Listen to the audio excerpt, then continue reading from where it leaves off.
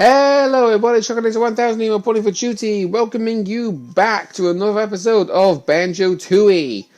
In the last episode, I obviously mentioned the reasoning of why I am doing this entire LP all over again, and I do hate that, but to be honest, I have no choice because of corrupt files. But anyway, this episode, we were given a jiggy from Jingling, who's been turned into a zombie, after we now know what Gruntilda and her sisters are plotting to do. So, in we go. And you can actually talk to the characters here. This is Bottles' wife. She'll be wondering where Bottles is. And obviously with Banjo and Kazooie knowing that he's dead, they don't really want to break the news to her. Okay, heading down this way is where you actually need to go. But if we head down this way, there's an optional thing. Obviously you got that poster indicating a rare character from a different game. And this guy is holding a plushie of Donkey Kong. So this is one of Bottles' children. He will give us the Amazo gaze, which is really helpful for when you're doing first person. You push the Y button to go to first person. If you push the right thumbstick up, you can zoom in. Down, you can zoom out.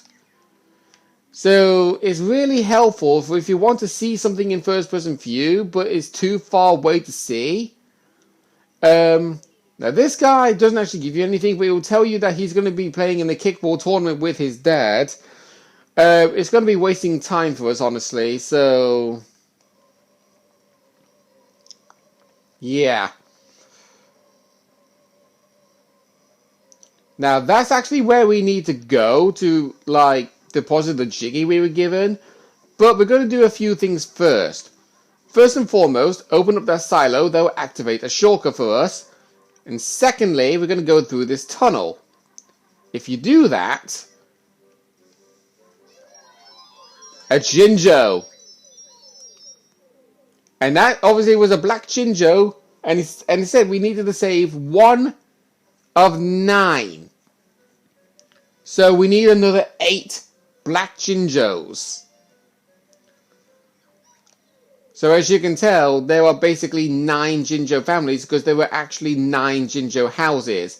There is technically a 10th one of the grey Jinjo, but it was demolished by the machine.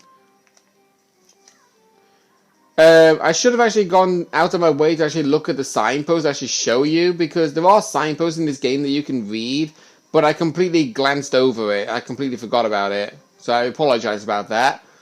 Going over this way, this is where you need to go to deposit the stop and swap items. And believe me, it is time consuming.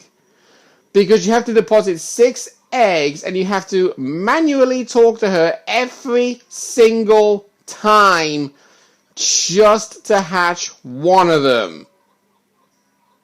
She will tell you what each egg has a special ability for.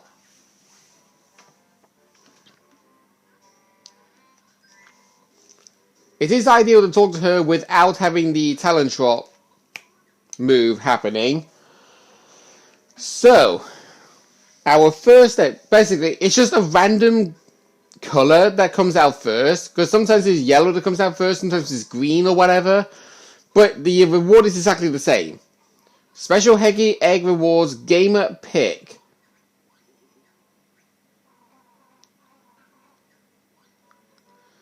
That's basically for your profile picture when you load up the game. But in the N64 version, I think it gives you different stuff. I don't know what.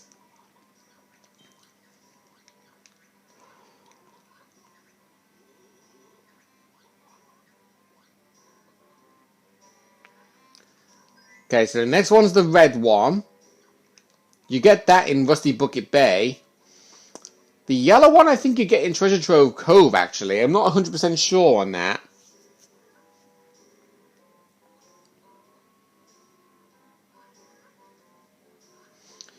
So this one, Special Eggy Egg Rewards, Banjo-Kazooie theme. Cool Bear and Bird, that's right. Not really too sure. Oh, right, okay. It's just probably some music you can listen to in the home menu or something.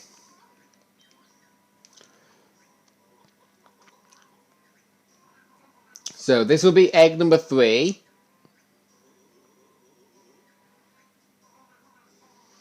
Oh my god, yeah, I actually hate doing this every time I play this game.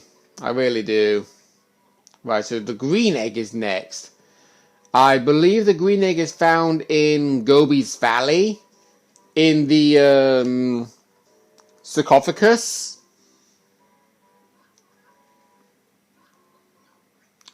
Let's see. Homing eggs.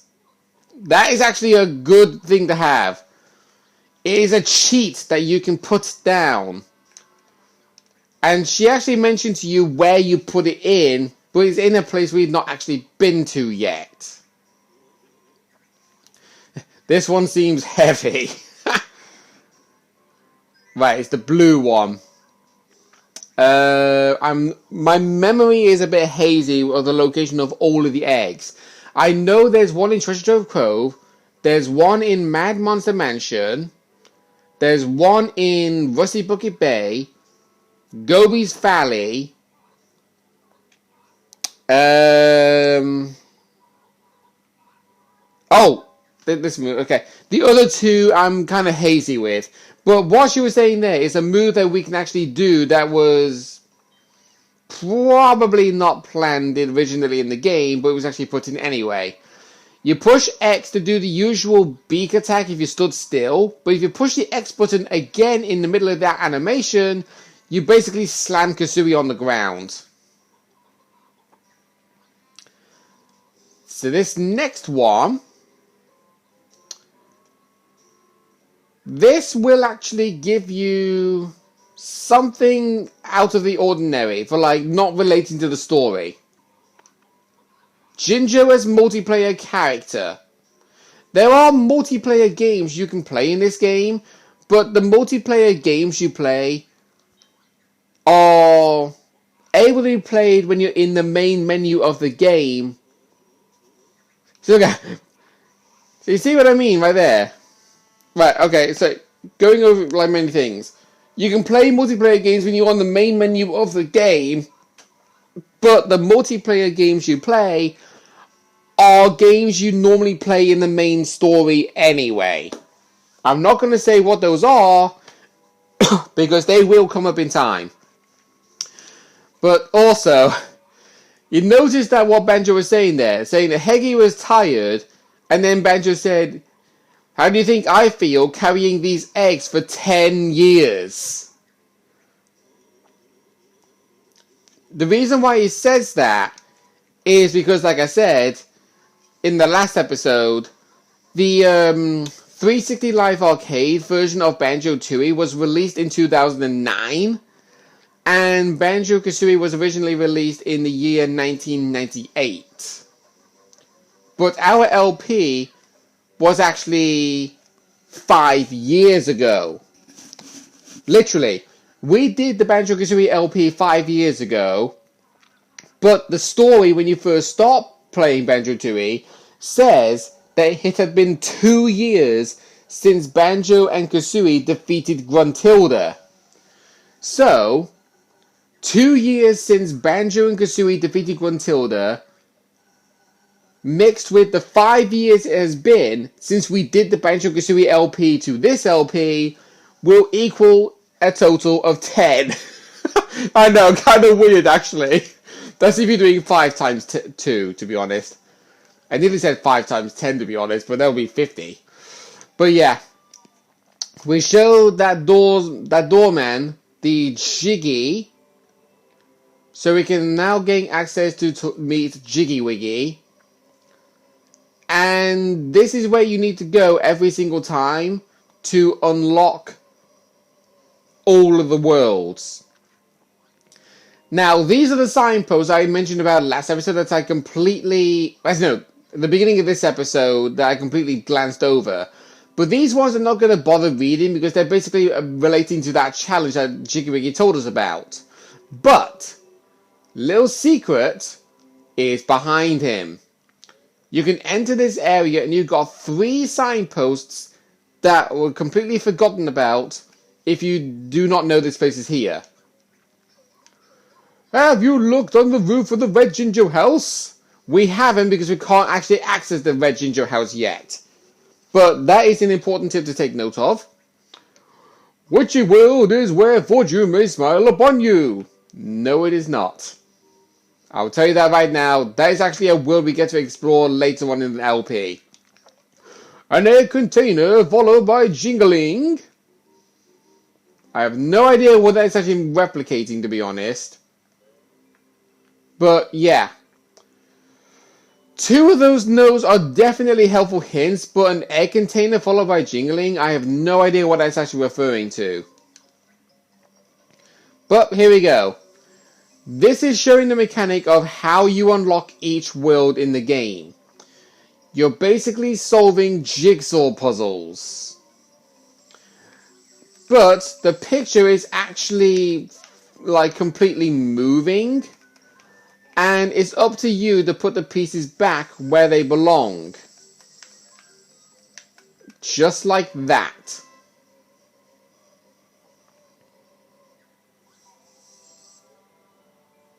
And you will see this animation every time you complete the challenge.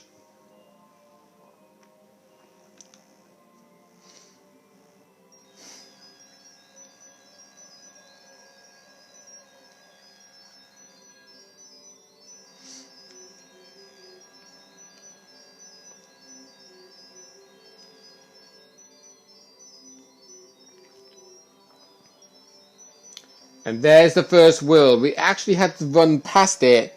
See, look, right there. It's right next door.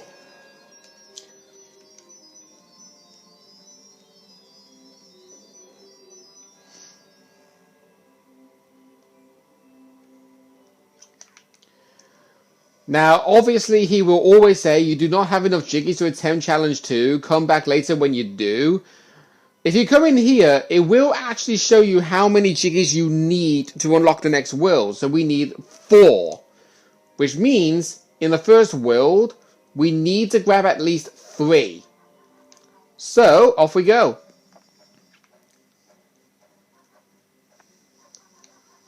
The first world is located right over here, and I'd like to welcome you to Mayhem Temple.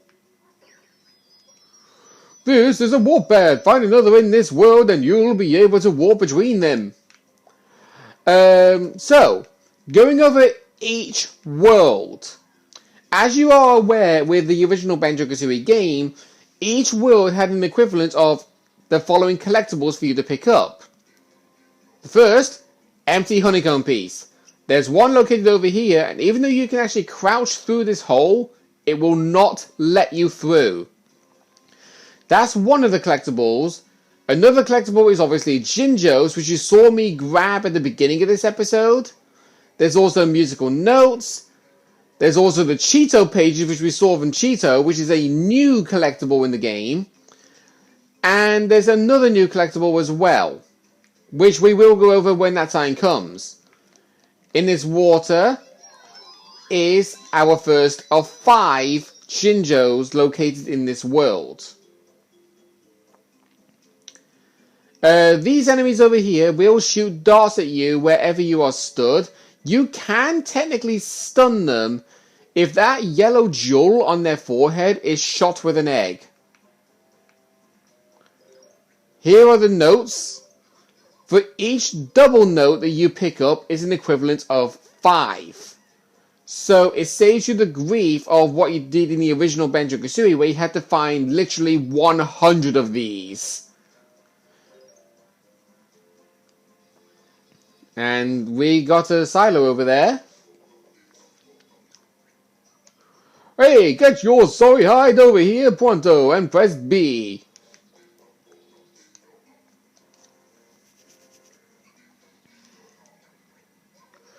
Drill Sergeant Jamjaws reporting for duty, sir. Where'd you get a load of this bozo? He looks like Bottles in uniform. Course I look like Bottles, you fool. He's my brother. How's the geek keeping, anyhow? Not too good. Recently deceased by the hands of Grunty the Witch. I'm sorry to hear that, punk. Say, Fleaballs, did he go out fighting? Playing cards, actually. Typical. So you'll be wanting to learn some special moves to get even with that witch, eh? Hey, well, Total's loaded in the last game.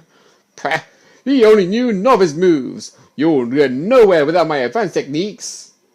Sounds good to us, Chandras. Why not teach us a few now? Not that easy, punk.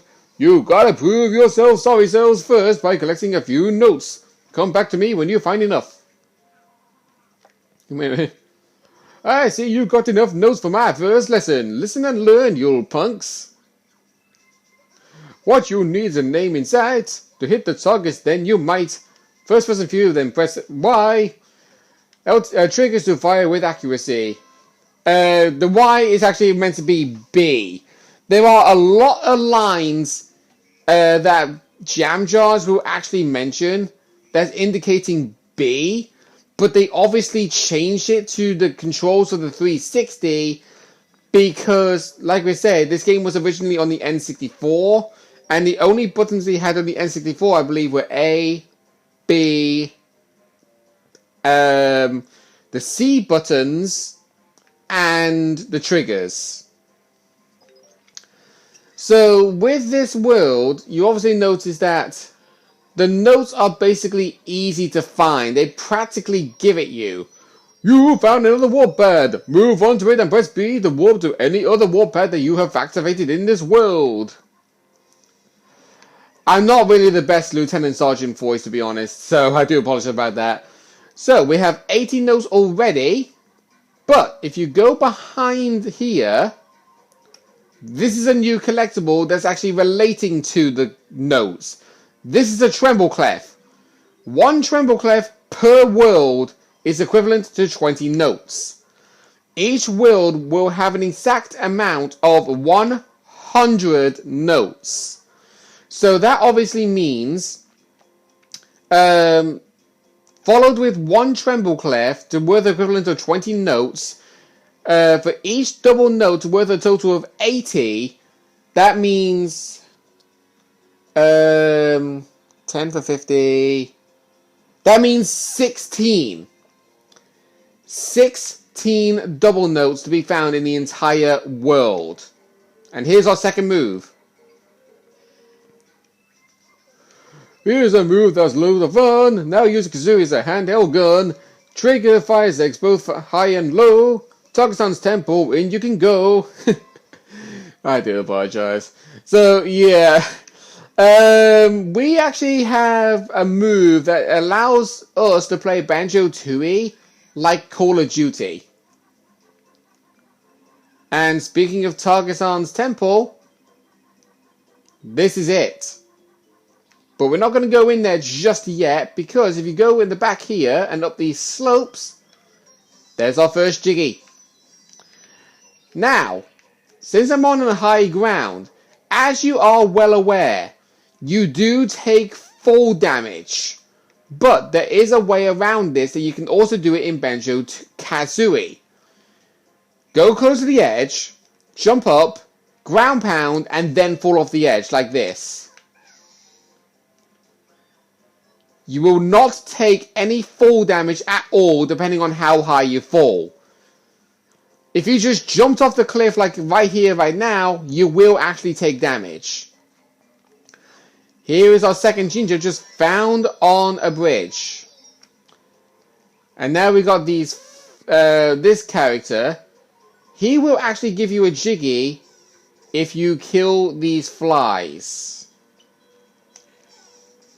There's the second one. There's the third one. And the last one. There we go. Enough of the crop jokes, lady. Yeah. I would have actually originally ran to her to actually see what her problem was, but to be honest, I wasn't really feeling the urge to do it. Let's pick up some more eggs. You actually pick up 20 blue eggs per egg nest you run into, which is actually very helpful. And I've also noticed we've gone over the time limit, so I guess it is a good stopping point for us. Next time on Banjo-Tooie, we're going to be exploring a little bit more of Mayhem Temple. And I will say this as a heads up right now. I am not going to be trying to 100% grab every single item I can in each world the first moment that we actually first navigate this area. The reason why that is, I will mention in the next episode, alright?